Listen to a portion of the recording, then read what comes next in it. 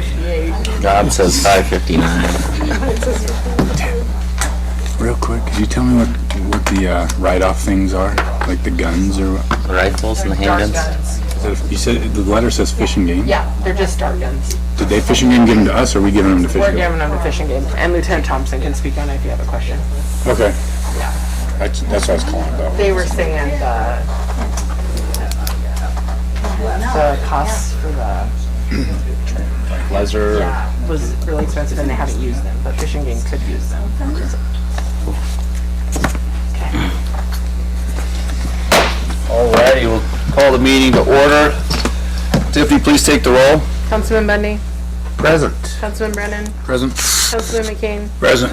Councilman Stokes, Present. Mayor Sykes. President, let the record reflect that we do have a quorum for the October 25th, 2021 meeting. Going to run down, and before I go to item number 2, just to let the council know that there is an action item added. It's just a notice of intent to file an application requested from Wendy and Gary Carlton to apply for a planned unit development per 918-4, subsection 3, subsection C, subsection 1 through 5 of the city code. So just want to let the council be aware of that one, and that is a new business. Item 6. Item number 2, has any council member received information pertaining to or otherwise had any contact with any person regarding any items on this current city council agenda? If so, please set forth the nature of the contact. Mayor? Councilman Brennan? I think it applies. I think the entire council got an email from Wheats and Company about the Impact Fee Advisory Board recommendation. So just on the record, we received an email, and yes, that's true. And really quick, that is just a, it's not a decision, it's just discussion. She added discussion or decision instead of just a discussion for that impact advisory stuff, just so you guys can talk about it and all that good stuff. Mr. Mayor? Because, what's her name? Ann. Anna's not here, she's out of the country. Councilman Bundy? I've had email problems for the past 3 days and I've not seen that email. Okay, cool. Mr. Mayor, Councilman Stokes? I have the same problems as Councilman Bundy. I don't have email right now. Okay. All right. Running down to item number 3, public hearing, increase in golf fees. Tiffany, it's your show. Okay, I'm gonna read the, Councilman McCain, really quick, sorry, Tiff. Sorry, before I forgot, I was in the meeting with the same email with Dan Wheats and you guys on Oh, that's right. about the impact fees. Wasn't thinking about that. That is true. Okay. okay. Public Sorry. hearing rules. No duplicate testimonies, no yelling or rude behavior, no personal attacks, 3-minute time limit for each person, and you cannot give your time to someone else. Alrighty, would anybody like to get up and speak for or against the proposed increase in golf fees? Going once? Going twice? Alright, we'll close that out. Run down to item number 4, recognizing persons in the audience. Would anybody like to get up and speak for 3 minutes about something that is not on the agenda? I don't know if it's on the agenda or not, but I'd like to speak. Come on down. Now? Yep, come on down. My name is Deborah South. I sent all of you an email in regard to the destruction of the fireplace in Carl Miller Park. I think upset is the wrong word. Distraught might be better. That fireplace is, as I said, part of the fabric of this town. It was almost 100 years old. I do not see any reason why it should have been torn down. It didn't go to a vote here, at least not a final one. And the next thing you saw was dump trucks over there hauling away the rock. And if we treat all of our things that have been around that long with that kind of an attitude, well, it's in the way, well, it's a nuisance, well, la la la. Pretty soon there won't be any historical things. That was built in either between 1922 and 1924, a long time ago, very nearly 100 years old. And it was stated in the newspaper, I believe from you, Mayor Sykes, that it was a nuisance to law enforcement. Well, you know, it's kind of been a hangout forever. And as I said in my email, if it hadn't been there, they would have found someplace else to hang out and do their illicit, whatever they're doing. You know, kids are that way, and they're resourceful. They're going to find someplace. But I'm so upset that it was just removed without so much as a by your leave. I just think it is wrong on so many levels, and I would like to see some thoughts as to rebuilding it. There was plenty of room to do the pavilion as well as leave the fireplace where it was and intact. And I mean, for the last several years after the Christmas party, or Christmas parade rather, they would have a little Santa area there where the kids could go, sit on Santa's lap, have their picture taken, fire in the fireplace. It was lovely. That fireplace had lasted that long, and it would have lasted many more years. Nobody said whether it was explored to restore it or anything like that. It was just removed. And I very much would like to see us explore replacing it, putting it back. Are the rocks still here? Where are they? Did they get hauled someplace where they can be retrieved? I don't know. But that's why I'm here, because I don't know, and I want some answers, because I'm still upset. You know, it just, I'm pretty sure that none of you, with the exception of Mr. Urquidy, are local here. Not you, either, Tiffany, but I'm talking about the gentleman sitting up top. It was a part of life. A part of growing up here, a part of playing in Carl Miller Park, which has always been Carl Miller Park until recently, and then it became the airplane park when they put the fighter jet there, which is cool. That's also part of Mountain Home. It should be recognized, the contribution that the Air Force has made to this town. But there was plenty of space out in the middle to put a gazebo, which will be nice. But why did you have to sacrifice that fireplace in order to build a gazebo? I don't understand, and that's why I'm here, because I would like to understand. I just feel, unless I'm wrong, that those kinds of things need to come to a vote. At least that was my understanding, that that's the way city government worked.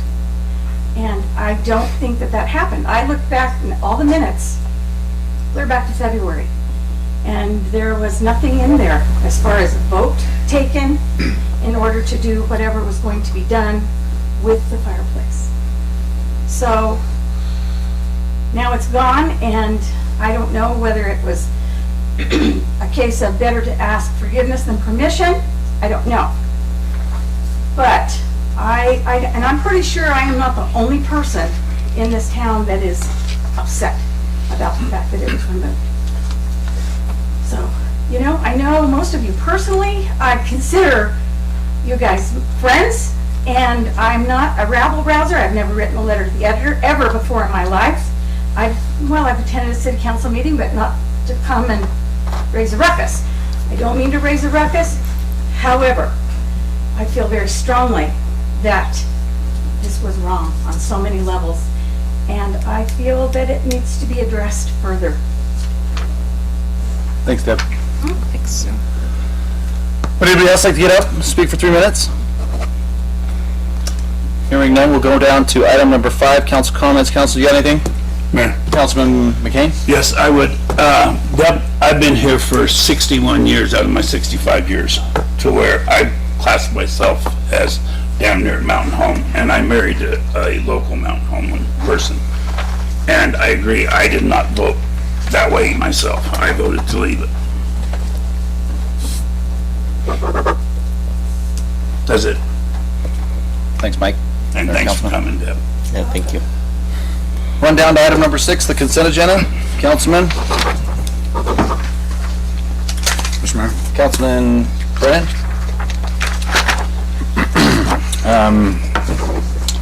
Few items here.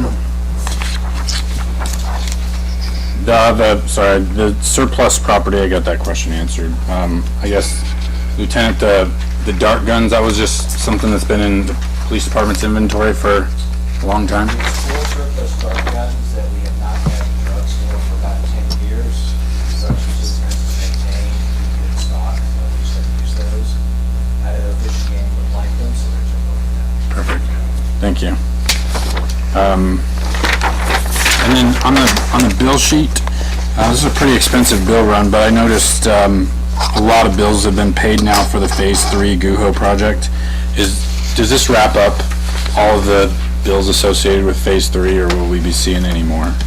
Junior Council, no, that would be all, we closed out everything that we had, so.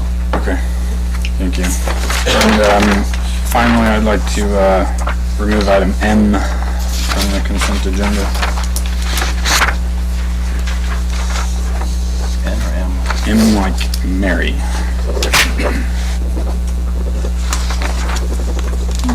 Mr. Mayor, Councilman Stokes? I'd like to remove item K, please.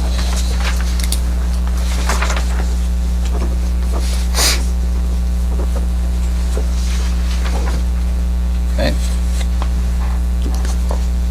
Councilman, any others you want to talk about? Poll? Mr. Mayor, Councilman Brennan? make a motion to pass the consent agenda, pulling items K and M. Second. It's been motioned and a second. Any further discussion? Hearing none, I'll call for the question. Councilman Bundy? Aye. Councilman Stokes? Aye. Councilman McCain? Aye. Councilman Brennan? Aye. Alrighty, going down to items number 5. Councilman, the deliberation and decision on the proposed changes to Imagine Mountain Home Program.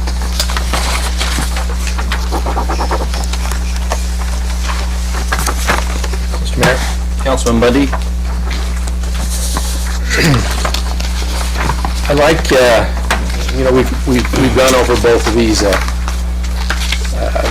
couple times, and it's not really a change. I'm looking at the Downtown Soft Services Assistant Program, and I'm highly involved in education and those type of phraseology, and there's actually a move, because I don't think soft services really explains what we're trying to do. There's a move to rephrase that as durable services, because it's a skill that has a lot longer life to it than, I think when we talk about soft services, we're talking about a lot of things here, and I'm not suggesting a change, but maybe the next time we do this, there's a new phrase that's being used, durable services, and I think it more adequately expresses what we're trying to do here. These are services that are professional in nature, that deal with communication, that deal with resumes, that deal with long-term skills. So I like it, and I like the fact on the exterior improvement program that we changed the percentage. I think that's a good change. We're still at and also that you put in the plans that we're going to prioritize first-time applicants. So I'm not suggesting a change, but in the future, I think we can move away from the soft services to a durable services nomenclature.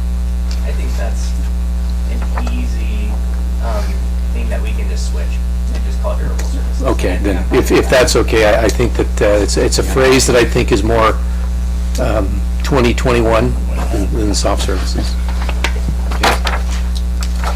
Mr. Mayor? Councilman Stokes? Brock, I've been a big proponent of this program. I know the council, we were talking about percentages for each of these, right? Because we have only $5,000. I was hoping it'd be higher this last year. Next fiscal year, I'd like to go up to 25,000. But I think the majority should go to the downtown exterior improvement portion of these two services, right? Or two grants. I was thinking 80% to the downtown exterior, so that'd cap that at 4,000, and then 1,000 for the durable services. Mr. Mayor. Councilman Brennan? I like all the comments that have been made so far. One thing I had opportunity to talk with Brock about earlier is small typo, is that right? From a 75% to a 25%. You might have to help me make sure I say which one's the appropriate one. I'm gonna Vanna White it here. On this page, it's kind of the roadmap. On the durable services page, 75% on that one? Or are we not, it's at the very last little bubble on that page, 75%. That the applicant would provide 25% of the funds, and then the remaining 75% would come from the matching fund. Okay. And so I guess just quick change there is for what it should say. And with Brad's comments, I know we talked about that earlier. We never made a decision as to setting a bigger piece of the pie for the exterior than the durable services. So I too would agree to that. I'm not sure, what percentage did you say? I'd like to see 80% for the downtown exterior, so that'd be 4,000, and that last 1,000 or 20% would be durable services. Yeah, I'm not exactly set on the percentage. I could be swayed either way on that, but I would like to see more of that money go to the exterior than the durable. So if the council's so willing to make a decision there. And then the last thing, in the letter that you wrote us, you talked about almost a downtown stimulus after our three-phase project that we've done, right? And so that's why kind of you steered the ship from a 50-50 split to a 25-75 split. And the program is kind of a 2-year cycle program. So if a business is awarded money, they can't get it for another 2 years. And so I would like to see that for the first 2 years of the program, the 25-75 split that you recommended, and then with, I don't know what you call it, without further action of the council in 2 years, it automatically reverts back to that 50-50 that we had before, unless the council chooses at that time to keep the percentage at the 25-75 split. It's like the natural cycle would be to fall back to the 20 or the 50-50. Mr. Mayor, can I ask a clarifying question? Absolutely. To the body.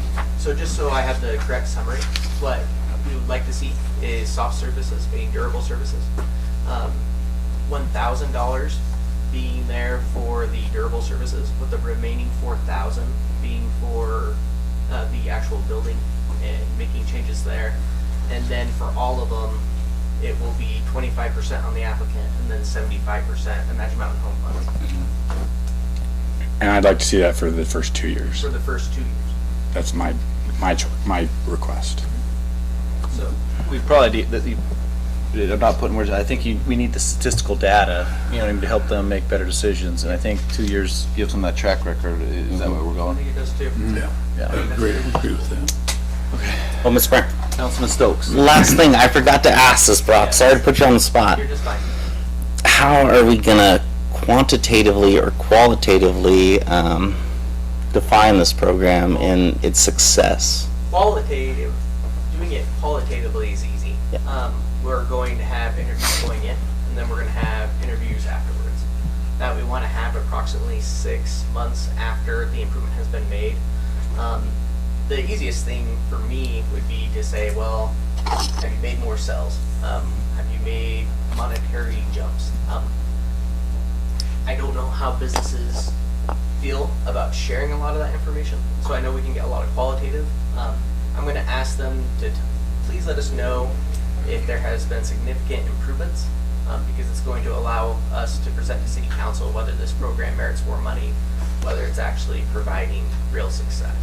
So we will do the interviews, and I will ask, but I don't think it's going to be required, if they have seen any significant monetary improvements that they share with those as far as percentages. That we've had a 10% jump here or a 15% jump here. Okay. Mr. Mayor. Councilman Brennan? Just to close out my comments, I think the language that you used in this is good. It's not necessarily a black and white line, but strongly recommended or discouraged or whatever. And then the kind of the paint theme was like an earth toned and excluded those neons. Yeah. So And granted, so this is a program that we do in partnership with the chamber. So both of us will give our input. If someone was really upset with the decision that we made, I probably would send them to this body. And I hope that my decision would hold up for what it is. So I'm hoping that that will not happen, and if it ever does, it will be extremely rare. But I think the design guidelines that we have provided are pretty straightforward, and it gives people discretion while still maintaining a cohesive design for downtown. Fantastic. All right, Councilman, what do you guys want to do? Mr. Mayor, Councilman Brennan? can I just ask the council if they're okay with that reverting back to the 50-50 as like a, I heard from That's fine. Brad, but Councilman Bundy? That's fine, fine with that. Yeah, that's good. Okay. Mr. Mayor. Councilman Brennan?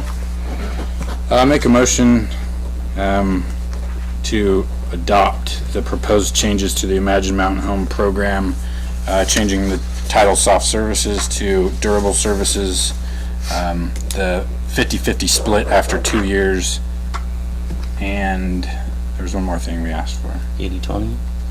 An 80-20 split, 80 going to the exterior, 20 going to the durable services. Second. It's been motioned and seconded.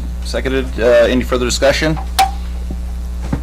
Mayor, Here, Councilman McCain? you said 50-50 split, but the 80-20 is after the 2 years? No. Or- 80-20s now, and then in 2 years it'd be go back to the 50-50. Oh, okay. Mr. Mayor. Councilman Brennan? Clarification, of that $5,000 pot, 80% of it will go to the exterior program. Correct. 20% will go Okay. to the durable services Okay. program. All right, So I two just wanted different. to make sure what we're talking, okay, I'm fine with that. Okay. It's been motioned and seconded. I'll call for the question. Councilman Stokes? Aye. Councilman McCain? Aye. Councilman Brennan? Aye. Councilman Bundy? Aye. Alrighty. Run down to item number 6, items removed from the consent agenda. Item K was pulled, establishing golf fees effective as of October 26, 2020 for the 2022 golf season. Councilman Stokes? Thanks, Mayor. Hey, TJ, I was just curious if you could give us kind of an update on what you were thinking for this and why we were increasing these rates. Thank you for having me. First, let's see, did everybody get my, I did. you did? Yes. Okay. So I called around, I put about a dozen golf courses on here just to give you guys a comparison for our fees and how they stack up to other municipal properties. As you can see, some of our rates are, well, most of our rates are lower than every single golf course within 100 square miles. We get so much traffic from the Boise area. Warm Springs and Quail Hollow, which are both Boise municipal, they're at $29 for weekend 9-hole. I'm proposing to go to 22. Ridgecrest doesn't even offer a 9-hole rate. They force all their players to pay for 18 holes. That's a municipal from Napa. Centennial would be the same exact amount as us. If you slide over to the weekday 18 hole, I'm proposing to go to $22, which is lower than every other golf course except Purple Sage, by $3 at worst. The weekend 18 hole, I'm proposing to go to 27. Same comment, there's only 2 golf courses out of the 11 that I listed that rate is higher than. One is Twin Falls Muni and the other one is Glens Ferry, and Glens Ferry is only a 9-hole golf course. Yeah.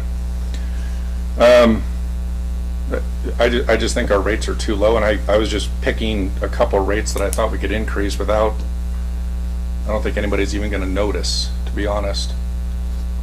mean, there's so many times we're checking in golfers and if they're from out of the area, it's not unusual for a golfer to think we're charging them for 9 holes. And I would think that's a good thing. That's what I'm saying. Oh, it's wonderful. It's yeah. just like, yeah, we're charging you for 18, sir or ma'am, or, you know. We get that comment all the time from people. No, I meant to play 18. No, I'm charging you for 18. Like, you're paying for 18 holes. So for us to go to, it would be $43 would be what I'd be asking to go to for weekend, which I think is the most kind of impactful rate as far as a dollar amount. If you compare that to like Warm Springs, would be 53 for the same exact service. Quail Hollow is the same. Ridgecrest would be 57. Those are all municipal golf courses that we get customers from all the time. Centennial is 49. I think our situation stacks up really well against Centennial. I'm asking to increase the carts. Our annual seat rate is too low, even at $4.50. I mean, the price of gas has just gone crazy. I used to be able to fill up the tank for $750 approximately. Now it's like $1,050 every time I fill up the tank. And a lot of these people that have the annual seat, they play more than 18 holes in a day. So, you know, I'm looking out the window and they're going around for 27, if not 36 holes. And I haven't gotten a single dollar from those people extra, yet the price of gas is increasing. So it's like, you know, where do you win? So I only asked for $1 on the 18-hole rate for carts, and then $50 a person, which I only get 80% of, not only, but I get 80% of that number, so really I'm asking for like $40. My math was if 25 people did the thing and I got $40 a person, that's $1,000. That'd be one more tank of gas. Is kind of where I came with the logic of that. I didn't want to come off as greedy. I think we're being more than fair with our customers. We're getting so much more traffic from outside the area. It's not unusual. I just had a guy 2 weekends ago. I've known the guy forever. He's standing there, he said, honestly, TJ, we can't get a tee time in Boise. We can't get on. You know, we call around a lot of these courses that are like Ridgecrest, not even doing a 9-hole rate at all. And a lot of the courses I didn't even call, like Falcon Crest or Boise Ranch. It's not unusual for some of these golf courses not even to allow 9-hole players on weekends until after 12 o'clock. You know, they force you to pay for the 18-hole rate no matter what time you play in the mornings. On the weekends, I think we're more than fair in so many ways. So as far as I'm concerned, just about every rate we have is too low. I just was trying to pick a couple that I thought we could increase that felt, when you're ringing them in, it feels a little out of bounds. You know, it's like, that's just, we need to bump in a couple areas. And I don't think it's going to cost us any business. I think it's going to make us more revenue. Councilman Brennan. TJ, concern about one of your comments you just made was you just decided to kind of pick and choose where to raise rates just because? Like, well, I'm looking at our rates across the board. I mean, I don't want to upset people. Like, I kept the memberships, or my suggestion is to keep the memberships the same just to help our loyal local folks feel good about playing. The weekend 9-hole is not really a rate that, same comment, it doesn't really affect a lot of locals. So many of our people that patronize the golf course on a daily basis or that are out there a lot have season passes. So you don't want to have a blanket increase. We did that about 4 years ago. That's a little tough to go back to the customer and say, how come every rate is increasing? So I just made a glance at it. I mean, if you have any other suggestions as far as where you think we could increase, I'm all ears. We're the ones seeing the customers each day, so you know, I got to kind of be able to talk to them and say, hey, we did keep a couple of these the same. So as I've said basically for the last 4 years, I'm not a golfer, and I can't speak to everybody else. I know a few of them are up here, so not real educated on the topic, but previous arguments that the council has made is like, what's the justification for the raise? Are you raising them just to raise them? Or will it help kind of keep some players away and keep, like, top players? Like, I don't mean to sound, Well, all of our rates across the board are really low. I mean, if you look at, like, season passes, for example, you know, we had a guy, granted, he lives at Banbury, that's one of the nicer courses in the Treasure Valley.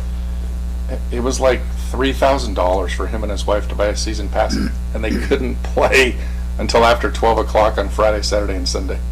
I mean, they were restricted at that number. Mr. Mayor. And I'm going, what in the world? You know, so I think that I was just trying to pull a few that nobody would really feel. Again, trying to not upset folks, but trying to make the city more money, you know, is really what's going to happen. Councilman Bundy. And it's a good question, a good conversation. I really think what we're talking about here is revenue. When you have a kind of a pay-for-play type of a park, budgets go up, inflation goes up, gas costs more money. And what we use the green fees for, the park, the golf course with the green fees, in essence, costs us about as much as a regular park. That you, so I'm getting with that one. And I know we don't like to call them parks.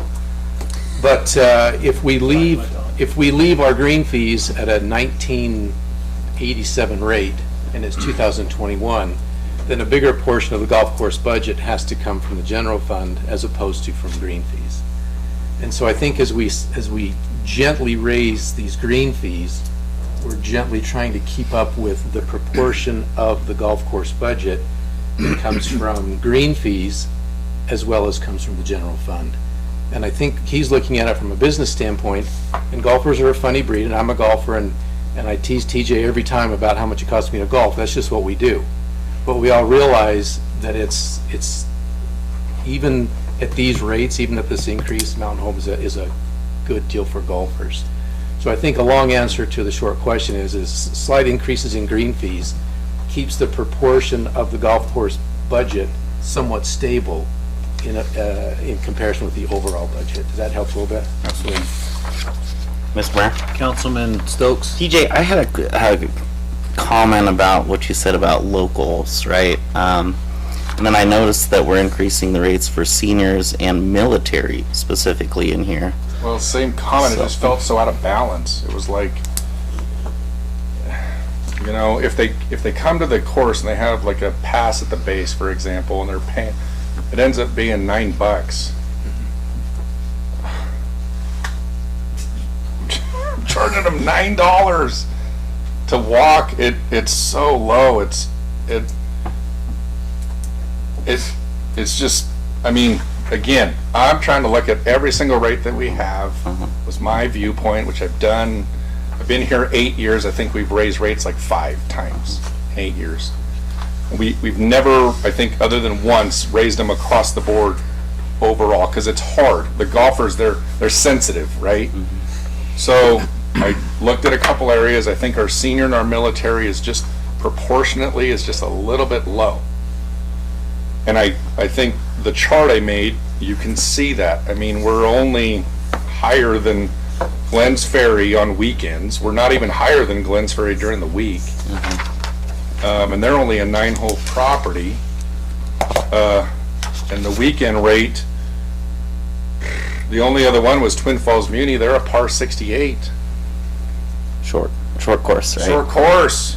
I mean, that's the only 2 golf courses on weekend rates that we're higher than. And every other course that's higher than us is like by, I mean, Canyon Springs is $11 more. And on weekdays, they're $10 more. I'm gonna agree with Matt. When I got to thinking about this, Jake and I always have conversations, right? We talk about, hey, what do you need? What do you need to do your job to be more proficient, better at getting the things done quicker, faster, to get out of the way for the golfers? And we have to understand that, you know, if we're not getting it from the fee base, then it is coming out of the general fund. So if we could get it out of the fee base and have us pay for the equipment and salaries from the golfer user fee, that would be better for the general fund budget. So I agree. Trust me, if I didn't think this was a good idea, I wouldn't be like we went to, I'll give you a perfect example. We went, which is standard in the golf business, we went to Friday, Saturday, Sunday for weekend rates. Nobody even blinked. They are used to paying weekend rates on a Friday. We'd never done that before. We just started doing that last year, or the year before. It was great for us. It felt so good to be able to charge a regular golf rate rather than still being on Monday through Friday. We included Friday on the weekend. More revenue for the city, more revenue for the golf course. When he teases me, my response is, the rate was too low already. Stop giving me a bad time about it. And I chuckle. Yes, because he knows it's too low already. So I didn't raise the evening. I kept that the same.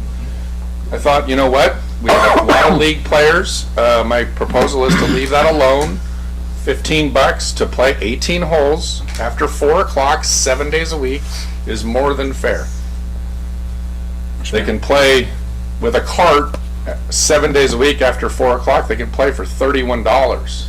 That's Question, Paul. We do an annual transfer of funds to the golf course. Is that right? Does that fall into this argument that we're making? What, as far as that, how that transfer works and what it goes to? Sure. The more the golf course makes, the lower the transfer.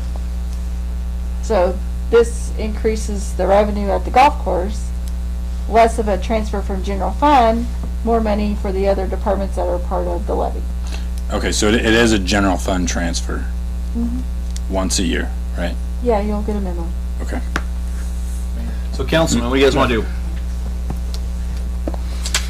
Mayor, Councilman? I'll go ahead and make a motion to pass resolution 22-21 establishing golf fees effective as of October 26, 21 for the new 22 season.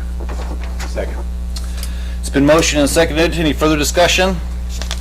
Hearing none, I'll call for the question. Councilman Stokes? Nay. Councilman McCain? Aye. Councilman Brennan? Aye. Councilman Bundy? Aye. Alrighty, we'll run down to item that was pulled is M. Councilman. Thank you. Thanks, TJ. Could I ask for a little indulgence and do a council comment? I apologize, and I'll tell you why I would like to do it now as opposed to why I didn't do it earlier. Okay. Is that okay? You bet. Thank you, I appreciate that. Deb, I didn't comment right after because, and I know you didn't mean anything by it, but you said something that made me a little bit sad. I respect everything you said. Mike and I wanted to leave the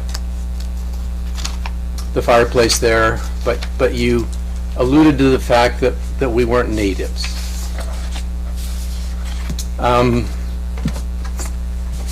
I've lived here over 20 years, and I'm going to try not to get emotional because I know you love this town and I do too.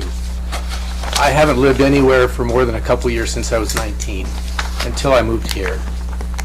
I went off to college, I spent 20 years in the military, and I came here because it felt like home. And if I can't call Mountain Home home, I don't have one. So I know that your point was I didn't grow up here, but all of my kids did. And I treat my decisions here for the past and for the future. And I know that you didn't mean that, and I hope I'm not overstepping here, but please realize that I can speak for myself. I've been here a long time, and my kids played in that park, and they all graduated from the high school, and I knew your kids in high school, so I realized that. But that's all I wanted to say is I don't think you meant that in the way perhaps that made me sad. But if I can't call Mountain Home my home, I don't have one. So I just wanted to address that, and I think that there's people like that in the room, and they're all over this community. We are a very, and everybody's parents came here or grandparents came here at some point. So please take that for, and it's probably hard to find someone that's done more for this community than you and your family, and I get that. And I'm hoping that a legacy of my family will be something that is also a legacy for this town. So I just wanted to just let you know that I appreciate your concern for the community, but yeah, this is my home. Can I speak to that? If you want to have it, I know that, see, then this is my point, I didn't want to, I respect what you said, but, Certainly wasn't meant to hurt her. and that's why I tried to make that clear. And, you know, I know you're a lot younger than I am, so. I've been here I don't know, okay. You have, and I will give you that, but thank you for understanding that I meant that in Well, I didn't- community love. I didn't mean to interrupt for that. Okay, thank you. All right, run down to the items removed from consent agenda. Item M, Councilman Brennan. Thank you, Mayor. So, we're here again with the American Rescue Plan Act money and a request to put in a new well on the south side of town and another $1.63 million into the fiber department. This, I don't know what you call it, a memo or an allocation plan, has a request to the council to spend money not yet received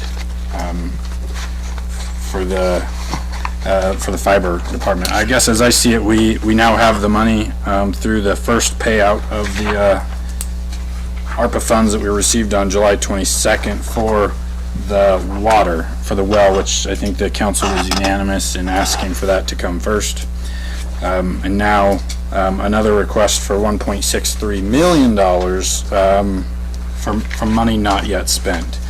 And so I guess I'm just going to be straight to the point. I'm not going to vote in favor of spending money not yet received. So the water department one, I'm fine moving forward to allocate that money for, but not for the fiber department yet.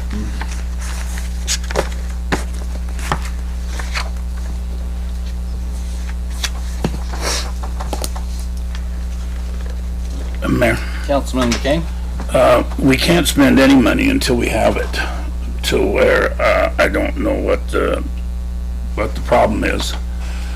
But I'll make a recommendation to approve the American Rescue Plan Act to fund both the water and the fiber optics department. Mr. Mayor? Councilman Bundy.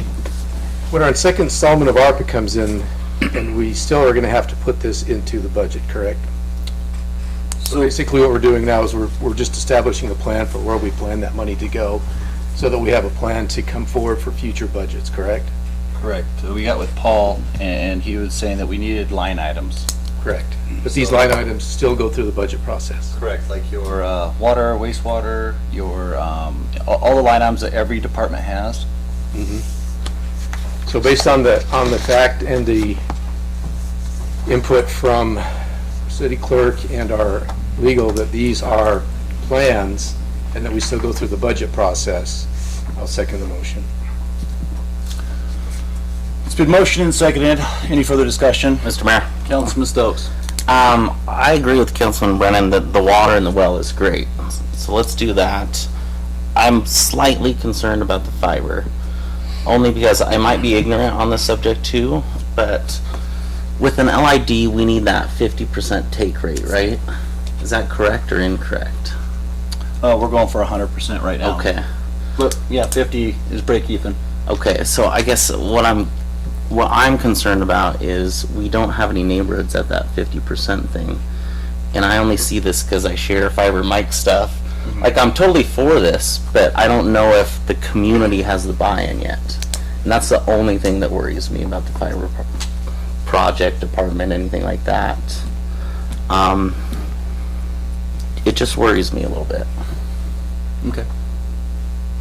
And then I was gonna ask, as we do have department heads here, can we get fiber here more regularly?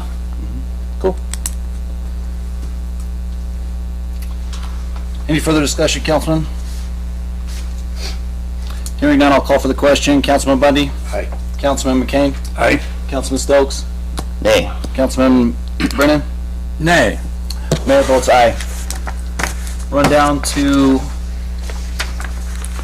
deliberation, not decision, on the Impact Fee Advisory Board recommendation to adopt the fees set forth in a report dated October 12th, 2021 for police, fire, streets, and it's supposed to say parks.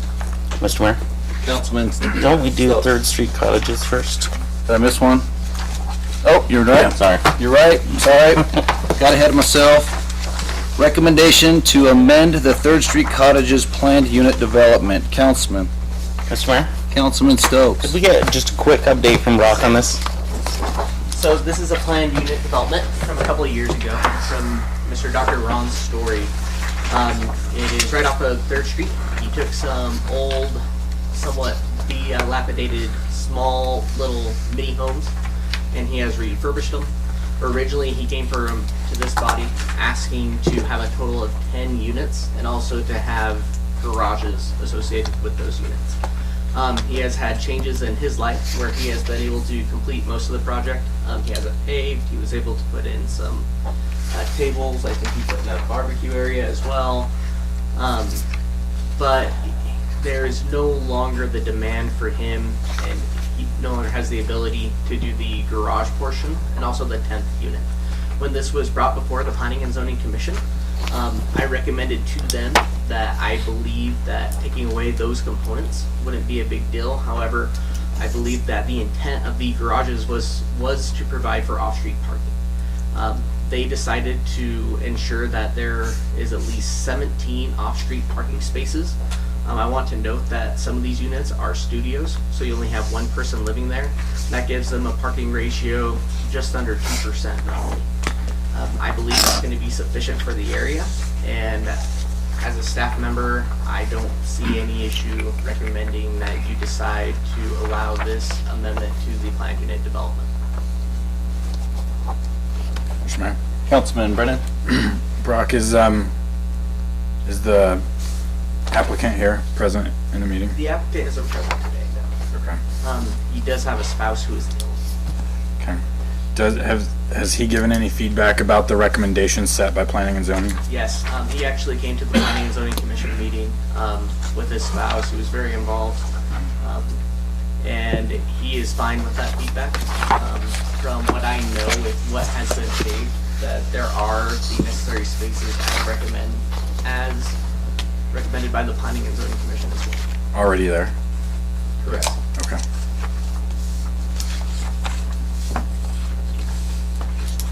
Mr. Mayor, Councilman Brennan. so I make a motion to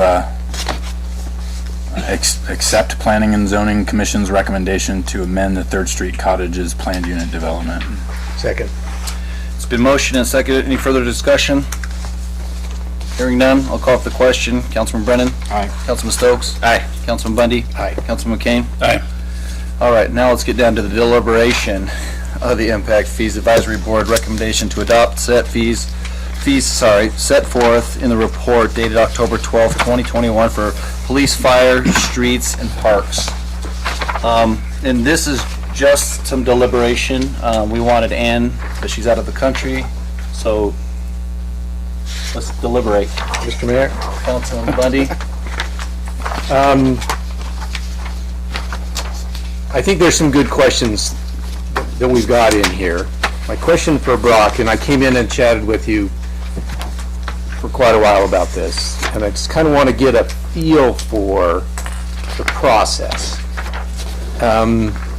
Because in my understanding when I talk to you is if I have a question on section 1, paragraph 3, that we may or may not have the answer now, it's got to go through the process. Could you go ahead and tell us, once we say that we want to start the process of these new impact fees, what's step A through D, or however? It's somewhat lengthy. First, we should be looking at these impact fees every 5 years. Sometimes that doesn't happen. During the influx of growth, I recommended that this is something we need to look at. Then you have to hire a third-party consultant to do the fees, who serves as a intermediary between the city government and also the private sector, who creates a advisory board made out of persons associated with development. So So on our board, we have realtors, we have architects, we have builders, the people who are going to, I don't want to say the most impacted, but who are going to be dealing with this fee every day. Our subject matter experts of our local community. Then, Anne has to work with staff members because every impact fee is associated with a capital improvement plan, which each department has, which effectively measures what tools, what property will we need in the future to assist with all of the new growth coming in. They do that, and they're very specific.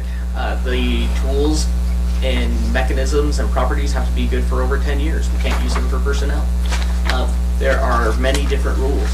Then, with anything substantial that they entertain, they say how much of this is paid for new growth, but how much is this is something that, you know, that we just need to fix. So it's pretty arduous. I'm happy to report, though, that she said that Mountain Home's the best, and we kind of outdid Salt Lake City, so not to throw shade at Salt Lake. Then, after that, we give her the report. She compiles it to see, all right, in order to maintain your level of service that you have in concerning fire, parks, police, roads, you're going to have to pay X. And she just gives the no-nonsense number. That very first number, there's no, this is just what you have to pay. And that is what you were given in that report. And I want to note to the general public, anyone can access that report. We can make it available online, and we can give it to you. With that report, it's very common for people to have sticker shock because you start to become aware that the quality of life that you pay for comes with a price. So she gave that report to the advisory board to look at. There was, I believe, a general consensus that people love our fire services that we have. We love the level of service that we have when it comes to police. And everyone wants to do new roads. A newer fee that is being considered is for parks. That's being looked at a little bit heavily. We don't want to necessarily buy new land for parks, but we are kind of for enhancing what we have. I believe there's going to be multiple discussions concerning that before we give you something. This is exactly what we're going to do. So after all of that's done, that's when we're at this point where I am before you, where I come to City Council and say, we have had a third party look at it, we have had our Impact Fee Advisory Board look at it, I think we need to change our fees. This is when you decide whether or not this is something we proceed with or not. Not that we proceed with the fees in that report, but that we begin the process using this as a baseline of our discussion to amend our impact fees. Mr. Mayor, I got just a couple more questions. I'm sorry. Go ahead. And then I'll let the other three have their crack at you. No, Brock, not me. When was our last impact fee process? I'm going to hand that over to Paula. Has it been past the 5 years? Yeah. Okay, we'll leave it at that. It's only past the 5 It years. has, and one thing that she has cautioned us with is we live in a really weird time. You have a lot of municipalities who are redoing their impact fees all right now, and they're probably going to all review theirs in 2 or 3 years. Okay. Because the market's weird. That's something that we're probably going to be actively looking at as well. We probably won't do it formally with Ann, but we will be looking at it as far as myself, Rich, Hank, to ensure that what we are proposing isn't causing significant detriment. Okay, and that was kind of the point is I had heard that it had been over the 5 years, and we'll leave it at past the 5 years. If we could get that exact date, you want to email it to me or council, that'd be great too. I will try to find it. Okay. You mentioned the third party. In these meetings, we're going to have the opportunity to talk to our third party analyst, correct? Yes, and I am very proud of the third party analyst that we selected. Ann Westcott, she's been doing this for decades. Correct. Her fee analyses have never lost yet a challenge. Okay. That's what I'm aware of, and that's what she totes. And I think she's very good at what she does. And I believe as we follow her recommendations along with our legal counsel's recommendations closely, that we will be in a safe place where they will be legally justifiable. So could I ask you, when you have these meetings, that you let the council know, and we'll work through Tiffany to make sure that not more than 2 of us come so we don't create a quorum? Would that be? Okay, thank you very much. And my last idea here is when we're looking at impact fees and we wonder what the purpose of impact fees are, in essence, we want growth to pay for itself as opposed to current taxpayers paying for growth. Correct. Okay, so that's the reason that we want to make sure that they're up to date and that they are fair and that they will give us, as you talked about, our services and roads and everything, so. Well, thanks. I'm going to have a few more questions as along we go in the process, but for right now, that's all I've got there. So, Councilman Bundy, when you're doing your representative job at the Yes, State sir. House, can you help us with that 389? I'll do my It's just best. 200 and, what is it, 70 municipalities and, you know what I mean? It does affect us. So- Yes, I will look at taxes. Because we believe that growth should pay for itself. All right. What else you got, Councilman? Mr. Mayor. Councilman, who wants to go? Councilman? I'll let him go. Oh, geez, okay. Councilman Brennan. So I just kind of want to put it on the record, right? I have a couple questions. I read this report within the hour of it being emailed out to me. And two things immediately jump out that I need help understanding.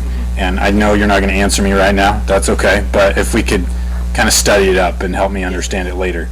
The Impact Fee Advisory Committee recommended not going in alignment with Ann Westcott's recommendation for parks, differentiating single-family homes versus multifamily.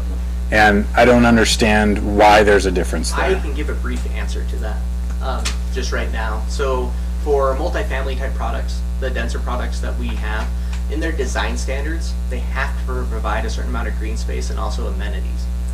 So there was an idea within that group. They're providing outdoor green space, park-like structures for their own people, and now we're going to also be making them ensure that they have it for others as well. Is that double dipping? Is it not? That's kind of the basis of it. It's a longer conversation. Nothing has been finalized yet. But one thing that the body was concerned about was we want to make sure we incentivize the type of growth that we need. And when you have a lot of multifamily projects interested in coming here and high impact fees, it's kind of like, oh, it is a balancing game. Okay. Mr. Mayor? Hang on a sec. Are you, Councilman Brennan? Not done yet. One more thing. So I'll definitely need to dive into that with you to help understand that difference. Also, just on the record, the email that was received by Dan Wheats is also, I feel like, It's kind of in the same in that same ballpark. And so if we could, well, and I guess the rest of the council should probably see that email as part of the always record. available for lunch, Councilman. You guys can take me out any day. Thank you. And then the first paragraph of the fire department one, I'm going to read that out loud really quick because caught my attention. The Mountain Home Fire Department not only provides services within the city's boundaries, it also provides its services on contract to the Mountain Home Rural Fire District. The department and the district utilize the same capital infrastructure for response. However, a decision has been made by the City of Mountain Home to analyze the assessment of impact fees to new development within the city alone and to rely on the district to complete their own analysis. Rural will do their own analysis. But, so, I understand that part. Our fire is like so intertwined with rural and the city, but, you know, we also have a county impact fee that's coming at us for EMS services. And the city residents won't pay an impact fee for rural fire here, but so our fire department doesn't have any EMS services associated with it. We don't have any like rescue associated with it. So we have fire, and then we're going to ask rural fire to do their own, but then the EMS services. And I might be way off in right field here. This is what I don't understand. The difference here is that the county is going to at some point assess an EMS impact fee and a jail impact fee on the city residents of Mountain Home too. It has been considered. We are significantly ahead of where the county is because with our CIPs, that's the way we did our budgeting. They are working on theirs, and I think another important thing to know that we are speaking to the county. I speak to Alan Roberts, I speak to my counterparts over there about their process and how they're interacting with ours. So know that though formally we decided to do them differently, doesn't mean that we aren't working together to make sure that they have the best information possible so they can evaluate their fees as well. So I know we're not excluding them per se, but we're moving forward on our own. But As far as the fire. but does this impact fee? Are we assessing an impact for services not rendered by the City of Mountain Home Fire Department? I believe Like we are not. the EMS things, or So for those ones, we don't assess those fees because we don't provide those services. okay, So that is the authority of the jurisdiction that applies those, who is Elmore County. So when they get to that point, they will notify all of the county residents that this is what they want to do. They have to go out to comment just like us, and they have to do a process. I'm pretty sure that, I would hope that there's a letter from our city council saying that, yes, this is reasonable, this isn't, and that there can continue to be conversation. But you are correct that in the future, we probably may see impact fees that would go on top of city impact fees for those services that we do not readily provide. okay. And then I totally lost my train of thought. It was still fire related. Can I come back? Maybe go ahead. Sorry. Go ahead, Brad. Mr. Mayor. Brock, I wanted to hit on those incentives for developers. So, and I wanted to back Miguel right on this one, because if someone puts in a park, say it's an acre or so, and then gifts it to us, and we have to buy a new truck, a new trailer, a new mower, and then Miguel has to hire another person, there's 120 grand right there in 1 year. My term for that, Councilman, is golden handcuffs. It looks really good on paper, like, look, we're getting all this space, but then when you look at the cost of everything over time, Yeah. that is what's difficult. Uh-huh.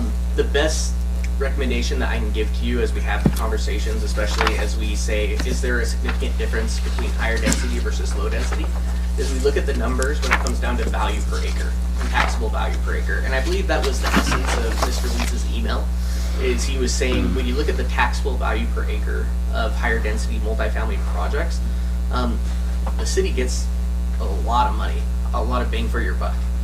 And he just wants to make sure that we aren't disincentivizing for people to do lower density things, which is something that we need as well, but we also need everything else. Okay. So a lot of long conversations to be had. But Okay. you are 100% correct. Okay, and then I had some fiscal questions. I guess this is probably directed at Paula maybe, or the entire council.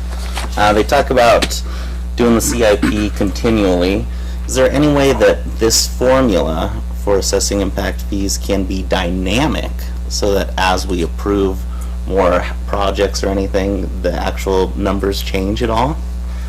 We talked about that. I like dynamic equations. Well, we had that discussion about maybe you roll them in at per phases. Yeah. You know what I mean? Yeah. So the more phase, you do a certain dollar amount, but that's for Yes. you smart guys up here to decide. I do recognize that some of these are like 500% jumps. Yeah. We live in a crazy world though. Yeah. The thing is, and where it's difficult and where I'm very happy to be staff, is that what we don't do gets put back on the mountain home resident who's been here for a very long time. Yeah. And it's a balancing act. And the best recommendations I can give to you is we need to listen to the advisory board. We Okay. need to listen to our private partners who are in development. Okay. But you also need to listen to just good sound judgment of if you truly believe development should pay for itself, we gotta prove it with our actions. Mhm. And it can be rough. But I don't see things slowing down. Okay. Mayor, Councilman McCain? well, you finished? I'm Yeah, I sorry, just go had ahead. two other things.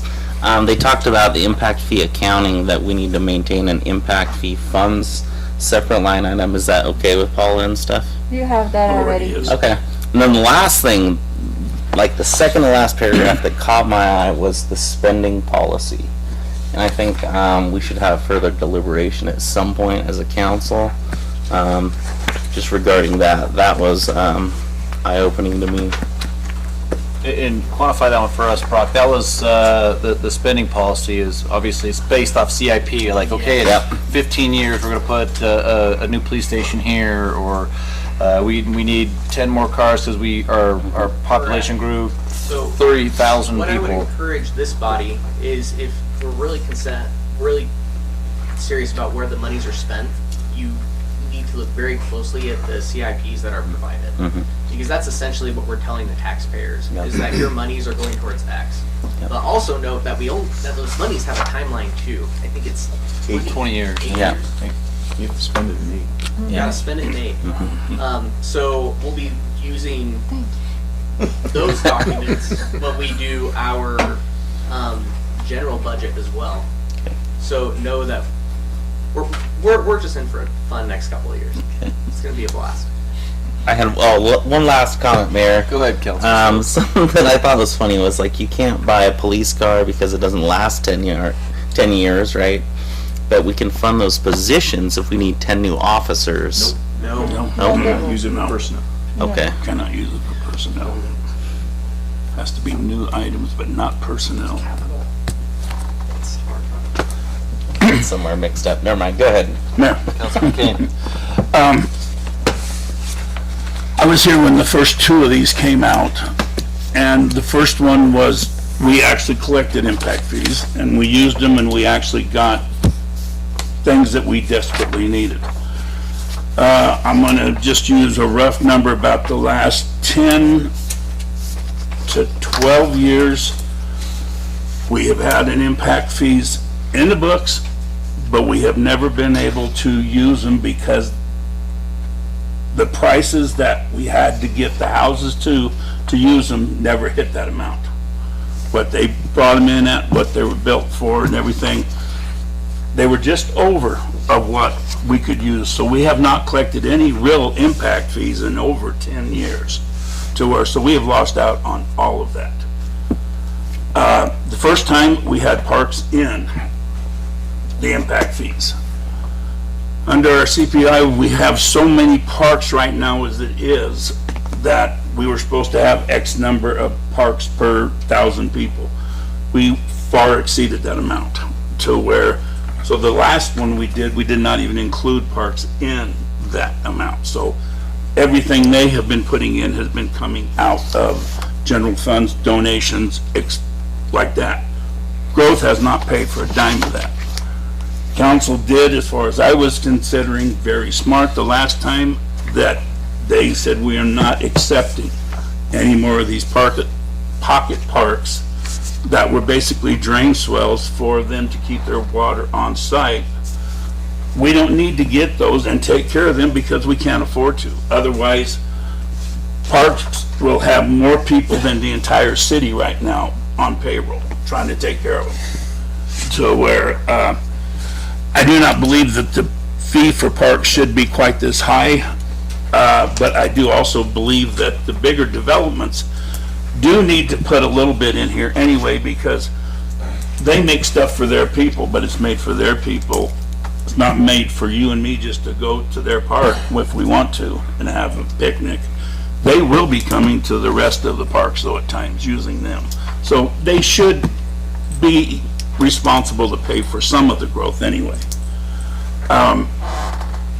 When Mr. Weeks was here and we had a meeting earlier, it was discussed as to when should these fees be paid. There was several discussions about it. That is something we should still look at. Right now, any impact fees are paid at time of building permit issuance. At a lot of these things, that's a tough nut to crack right up front when you start talking that you're going to put out $10 or $15 million in impact fees right off the bat. There's been some that have said, well, how about when we had come in for a certificate of occupancy? My thought, that would probably be a better way to go, because we're not asking anybody to put the money up before they are collecting their money too. I've been in a lot of these. I'm willing to look at this with a lot of different directions to where, but the majority of them, I think they're right about where they should be. We just need to figure out how to implement them. Thank you.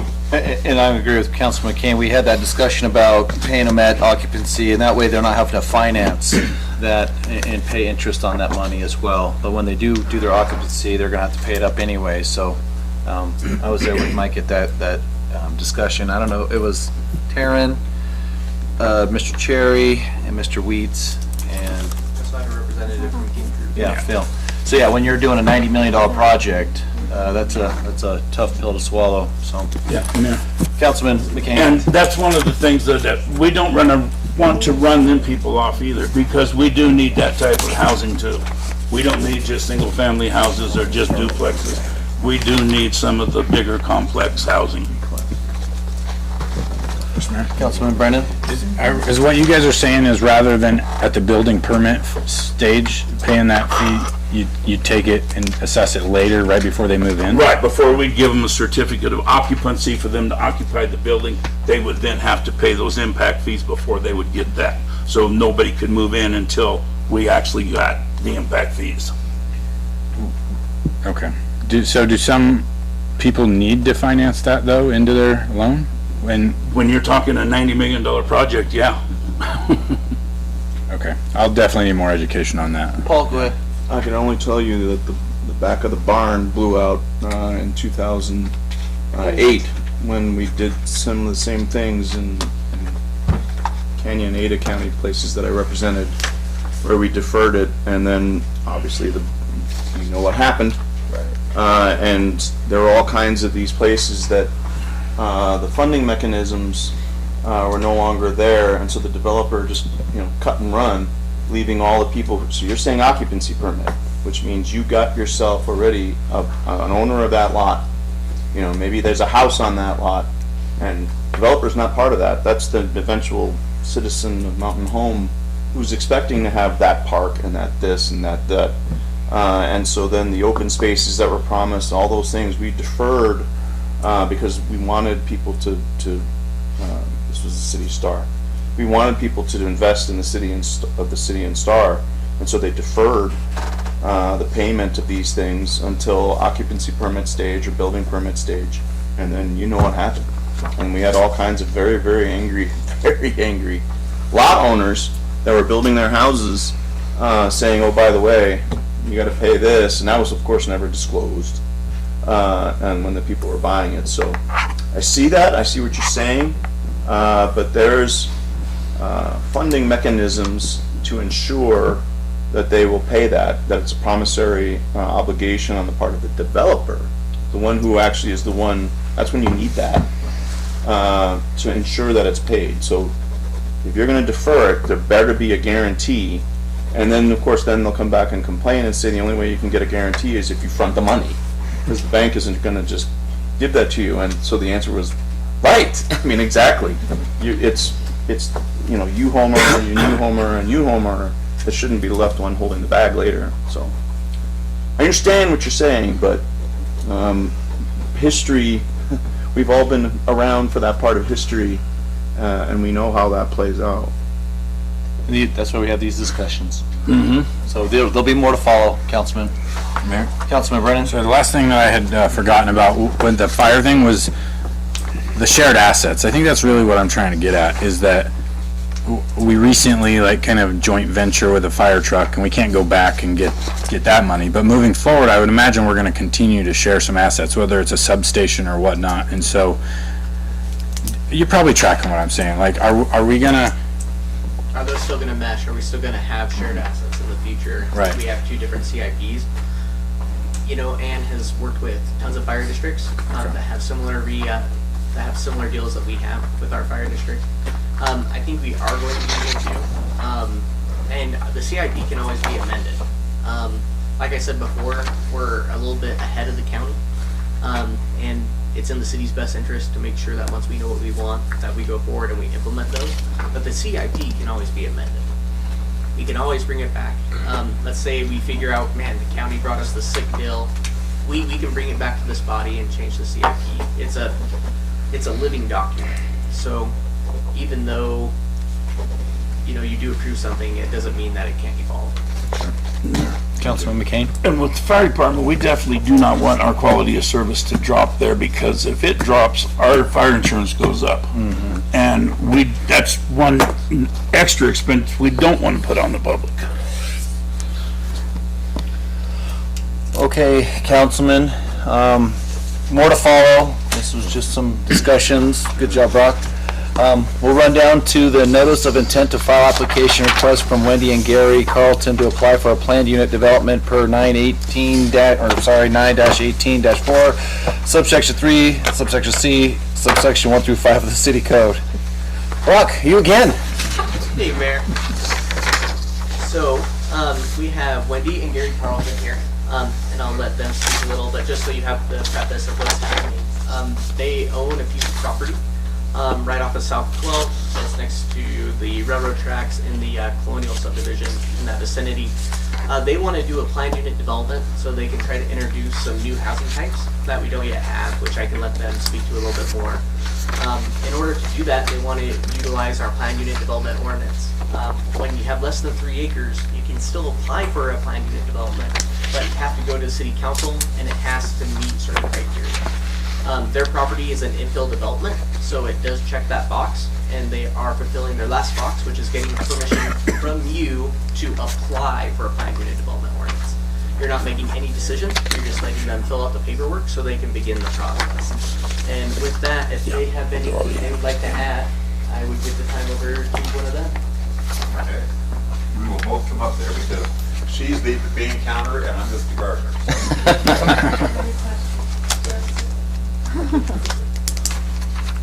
First of all, I came into town recently and very impressed with the downtown. It looks very nice. Very impressed with Brock. He's been very helpful. So we came to Mountain Home in 1993, and he took over the Chevrolet store with KR and Norma Reinschmidt. I don't know if anybody knows. Yeah, you've been, well, maybe not. You were only here for 20 years. Well, Yeah, so you're actually I coached there was a basketball player, Ryan Schmidt, right when I first got here in Syracuse. Oh, Ryan. no, they're Jared. Jared? Or no, He was like a year younger than you or so, wasn't he? Stephen, John, and Megan. John. Yes, Steve John. Okay, John is my, yeah, our kids were together. But anyway, we bought this property back in 1993. And in 2013, there was 12 homes on it. In 2013, we leveled it. Pretty much it did its time. It served its purpose, and you know what? I mean, it definitely served a need because it was low-income housing, you know. But it got tired, and so he leveled it. And we explained to Brock, we've gone through project after project trying to what's the best use of this property and what does the community need. So we did plans for Hangar 48 apartments for the Air Force Base. They told us that what they needed, it wouldn't pencil. For what they could afford and for what it was going to cost after we did all the work and got all the bids, it just wouldn't. So then we just came up with a plan to do a mobile home park, and he is a very good builder, and I can show you stuff later. He's a quality builder, custom homes, and we do commercial real estate, and we've done lots of projects. And so he was not a big fan of the mobile home park, and I says, I guarantee you what we will build will not be what you think we're gonna build. It will definitely be a higher end. Well, anyway, same thing. By the time we were done, we were looking at what it was going to be after we did the infrastructure, threw on a garage, planted them in the ground to make them like a stick-built house. And then it was going to be at least a year and a half before we could even get the mobile homes. That's how far back that they are, the orders. And now it's even worse. So we scrapped those plans, and I'm too embarrassed to tell you how much money we have in plans on this property. Because if we were working for someone, they would fire us because we have failed and failed. But we literally put our heart and soul in it, and then we leave town and go work on a different project somewhere else. And then we keep coming back. And so we're here again. We spoke with Brock about what we thought would be a good idea here. And as much as I was against this tiny house movement when it first came out, and I was telling him this HGTV keeps pushing this, and I even hate to say the Agenda 21 thing, but I really was against it. And I said, you know what, I don't like it. I don't like that they're teaching our kids that this is how you're going to live. Instead of having a normal house, you can live in this little tiny Cracker Jack box. So I personally was against it, but then the more that I've been looking into it, and even speaking to people in town, that, we spoke with the gal over at the coffee shop that was talking about her son's out in the military, and he's at home living with her. And her daughter is renting her tiny little cottage because she can't afford or can't find anything that she can afford that's available. So we spoke with Brock and told him that, you know what, we've got our engineer and architect who did a site plan, and out of everything that I brought today, anyway. You don't have it with you? That's okay. But we want to build a small home community that's not your typical tiny house, because they're about 200 to 400 square feet for those things that they've been pushing on HGTV, and this is going to be 576 to 648. square feet, and it's basically a one-bedroom, 18 by 32 or 36 to go on a lot that's going to be Well, but the lots are 30 by 80s. as The well. houses will be 18 wide by 32 foot and 18 by 36 foot. And then they'll all have a front porch built on, which will be added to that footage on there. Which we That will can be a we site can built. propose that to you later. We're just asking permission right now to apply, for us to apply for the PUD. Mr. Mayor? Councilman Stokes? I think this is much needed in the community, and this is probably really affordable housing. Do you have a Yes, and estimate on to be price? honest with you, yes, we're hoping to stay in the high 100s just because of pricing right now. That is why we haven't built. Yeah. Right? And so, and I can tell you we will bring a good product. No, it'll be a very nice product. It will not be a typical rundown kind of a place. I've seen some pretty bad projects out there. No, it'll be a quality, cute little home that either, it's really geared toward either singles or just a married couple that doesn't have children, or a starter home. So, Councilman Kane? I worked with Gary and Wendy when I was in the building department when they first started the 44 hangar cart back there.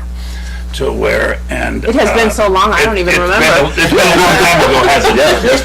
I know both of you changed a little bit too. Yeah. But I still recognize you. Somebody brought that up to me. I was at the airport and I showed her my ID and she goes, "Can you pull your mouse down?" And I'm like, "Sure." And she goes, "Oh, that's a good picture of you." And I'm like,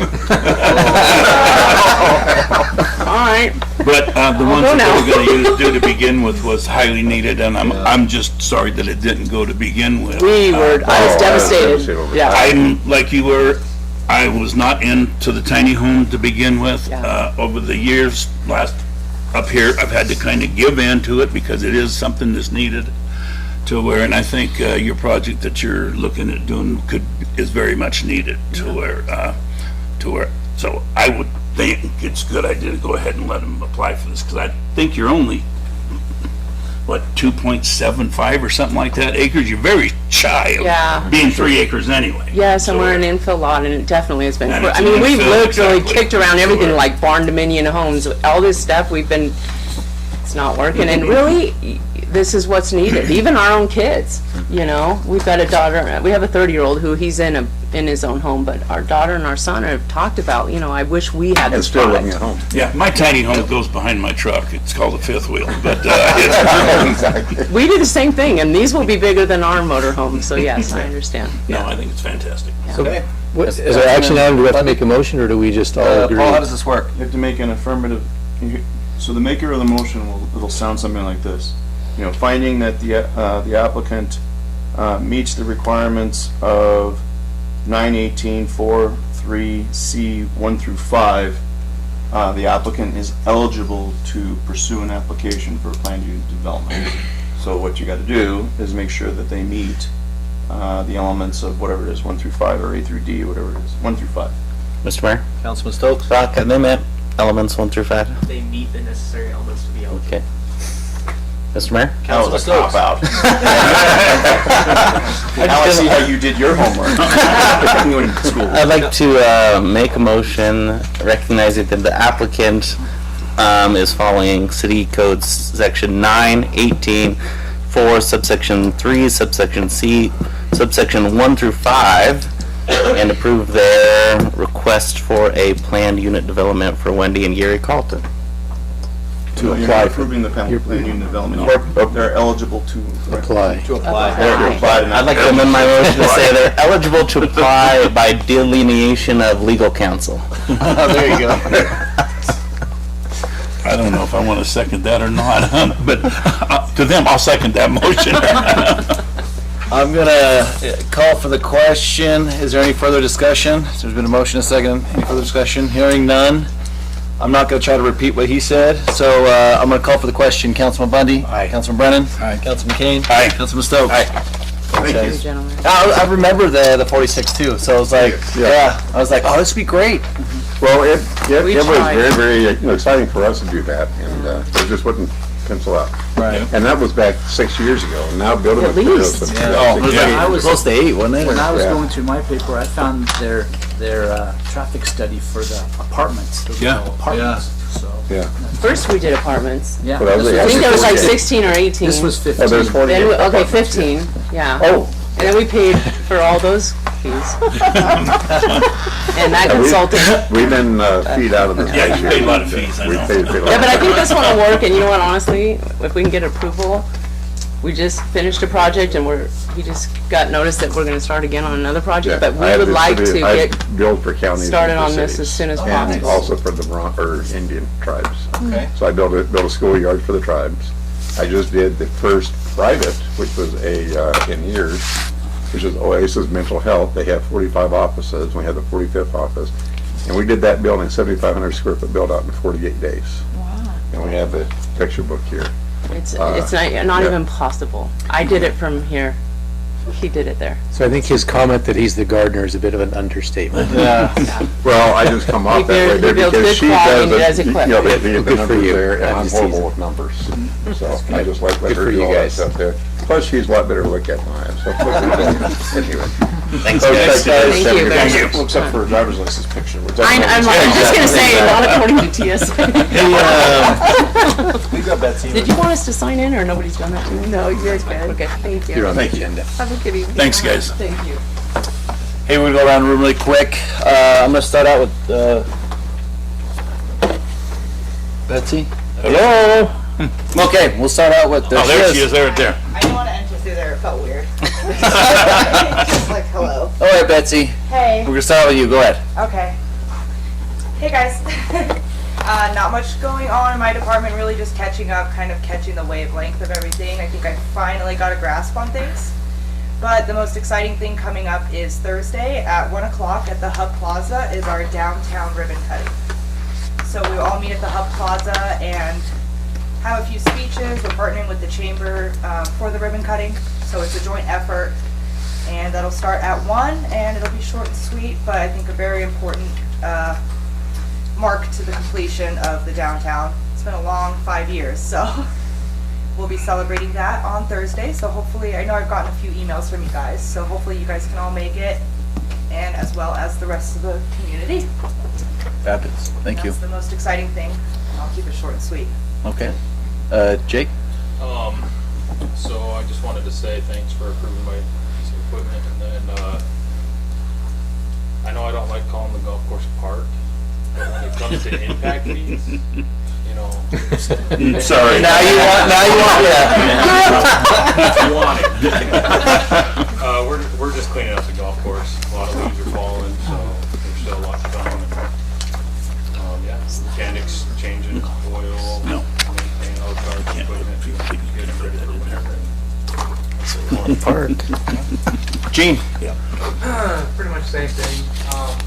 Running the chasing water, make sure it gets through town, and then once it does that, we're just gonna sweep it back out. So we're trying to run street sweepers, all 3 of them are running. Set up for snow, so if any of the stuff turns into snow, we're basically ready. Everything's been tested. All the rain, downtown's copacetic? Yeah, downtown's running wonderful. Didn't flood, all right. It takes a lot of, it took a lot of running in the downtown area to keep that water running from around those corners. And this is a huge help. Good. Every time we put a storm drain pipe in, someone's gonna be happy down the line, I guarantee it. Good. Miguel? Fitness court, that's our next project. We'll be getting that up here in the next couple of weeks. Still ripping on our blowouts. Perfect.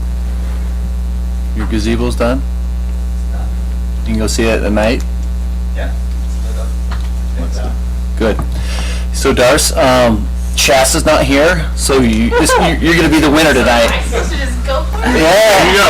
I don't know. I could, but I know everybody's ready to go home. So, Big Being Spectacular is this week, and I just want to thank everybody, department heads, departments, everybody's staff that's helped me put this on. Recreation's been short-staffed, and I could not have done any of this without you guys. So I appreciate you all, and I'm really excited and nervous for Friday. I think it's going to be a great thing. So, and if you haven't been over to El Rancho to see the pumpkin carving that happened today, the contest, there's some really cool ones over there. It's not many, but there's one in particular that's really cool. And it's the ET one, and yes, they're the winner. They don't know this yet, but I'm going to announce it in a little bit. So. Fantastic. Yeah. Go ahead, Al. Something's gotta work out for you. You got a half a ton of candy, you said. Literally. Yeah. We do have half a ton. Get out. So please, trick-or-treaters, come on downtown. Shirley? Farming season is over, finally. Getting everything winterized. We got all the chlorine systems, gonna be all types of important clean. Guys are still doing maintenance. And thank you for approving our manhole.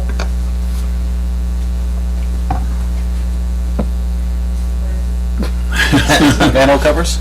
No. Inspections. Inspections. Inspections. We were waiting for that final word. It's your project. She just had a stroke. All right, LT. The only update I have is we tentatively filled both open positions in the animal shelter. We sent 2 position offers this afternoon. We'll be out to accept it. So hopefully we'll be back our places for the next few days. Fantastic. Chief? Air Council, things are cruising along good at the fire department. We've just recently completed, successfully pump tested all of our city and rural apparatus. Also test ladders, that sort of thing, so that part's done, and we're just this upcoming Thursday will complete our hose testing, an annual thing that we do as well, so good shape. Good. Hank? Busy. Things currently still nothing slowed down at all. The job closed for a new code enforcement officer on Friday, so I'm excited to go through those. It's interviews now. Fantastic. Rich? Mayor and Council, now I know where all the water's been going, he's doing pump tests. No, things are going good. Yeah, again, as Sherry said, thank you for, it was already in the budget, but we can get the schedule now so they can get that done. And it'll be nice because everything can get GIS, so we'll actually know where everything is, so we can, be able to put stuff out a little bit easier when people ask for different things that we have. So that'll be a good project to do. I'm just basically in planning stuff, getting things figured out, what we're going to be doing for construction and getting ready to get bids put out and different things like that. So it's just been a lot of computer time lately. So Since I haven't seen you today, I got something from DEQ, something about grants and stuff like yeah, we're that. going to talk about that with Keller tomorrow. And then It's kinda- LTAC, because the DEQ will pay for Keller's design plans, is what it So, said, right? Yeah, we're going to talk about that tomorrow with Keller. He's actually have a meeting with them. I said, and James emailed me at the same time. All of us got the letter today. So Perfect. Because I got a letter, Shirley got a letter, I got a letter, Dave got a letter, you got a letter, and they got a letter. So yeah, We'll make sure we get those letters. Yep.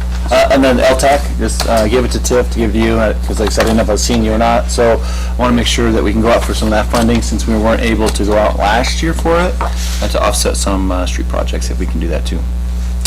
Brock, you done or you want to go? We just did all my stuff. All right, you're good? No, things are great. We've implemented OpenGov. It's kind of been bumpy, but for the most part, it's really great. Taco Bell is coming, guys. They submitted paperwork, their drive-through. Grocery outlet, they want to open in January. Taco Bell's hoping to begin their construction during spring. Life is good. I want to say thank you for hiring Betsy. Having her fulfill the role as a senior economic development specialist has been invaluable. I'm a lot happier since she's been in our office. My bandwidth is just a lot wider. She's amazing. She has great ideas, and she's been able to teach me a lot of cool things about how we can improve the office. So it's been good. Chairman Green, you want to speak on Shasta's behalf? Sure. So there's a lot of stuff going on in the library, just like usual. I know that Spooktacular is coming up on Friday. She is putting a bunch of books together that we're giving away for Spooktacular. Let's see, we're working on trying to get a book drop so I drive up book drop so that we don't have to have people get out of their cars. And other than that, just kind of going along. Perfect. Tiff? Mayor, council, after the last meeting, you guys had requested that the Sequel Mountain Home Academy attend a meeting in person. They are on the East Coast. Are you all okay with a Zoom meeting? Absolutely, yeah. Okay, so we'll look to set that up for the November 8th meeting. Another thing in your Friday email with your packet, I sent a link to a Google Drive account. I will gladly help you and hold your hand. Our idea, well, my idea that I'm forcing my colleagues to do with me is when their items are ready, they'll be in the Drive account and we'll shoot you an email. So like there's some items on the November agenda already sitting in that folder ready for you to look at. So then you can ask those questions and not have to necessarily wait till last minute. And then I did have one councilman request a different device. Absolutely. So if you are not Windows savvy or whatever other Android savvy, please let me know and we can gladly get you the right device. What you mean, you guys want Apple? I want a Mac. I want a Mac. Get you a Mac. I'm not buying you a Mac computer. No, an iPad or something. So, please give me that information, because as we get closer to the new year, I would like to be less paper. So, okay, that's all I got for now. Thank you. Right here. There you go. Mayor and council, the audit starts tomorrow and it runs through the month of January. So although you may not see the whole group here, tomorrow they've sent us questions already and Lisa starts tomorrow pulling our stuff. Christmas, we've started planning what we're going to do in Railroad Park. We've extended it. And after Halloween, we're going to try and get out some of the static displays. The other thing I kept hearing tonight was capital improvement plan. So probably what we'll do, the plan that we do, the 10-year plan, the department heads, we'll probably change that to a strategic plan, just so that for clarity, it doesn't get confused with the impact fees. And this is our strategic plan moving forward. And my final thing was, Brock, I thought I was your favorite. You went on and on about Betsy. You left for a week. I see you replaced already. Say, you better not enter my office. Gone for a week, you're gone. You're out of here. Put the shade on Salt Lake, now he's going for you. No, it's throwing shade. You don't put shade. Oh, you throw You shade? throw shade. Sorry, I didn't know. Clarification. Hey, Mr. Fitz, you got anything for us really quick? No, sir. Alrighty, hey, longtime mountain homie and Fred Prouty passed away. I want to send our condolences for him. He sat on city council and was council president, I do believe, for a long time. So keep him in your thoughts and prayers. Also, Marcella and Paul, their son passed away as well. So keep them thoughts and prayers. They're good people. And then today there was a shooting in Boise, killing. We know that's killed at least 2 people, 4 more injured in the Boise Mall. Our hearts go out to those people that were affected by that in Boise. It's not Idaho, it's not us, and so it's one of those things that takes you back. Going, that happens in other states. It's not not in Idaho. So keep them in your thoughts and prayers as well.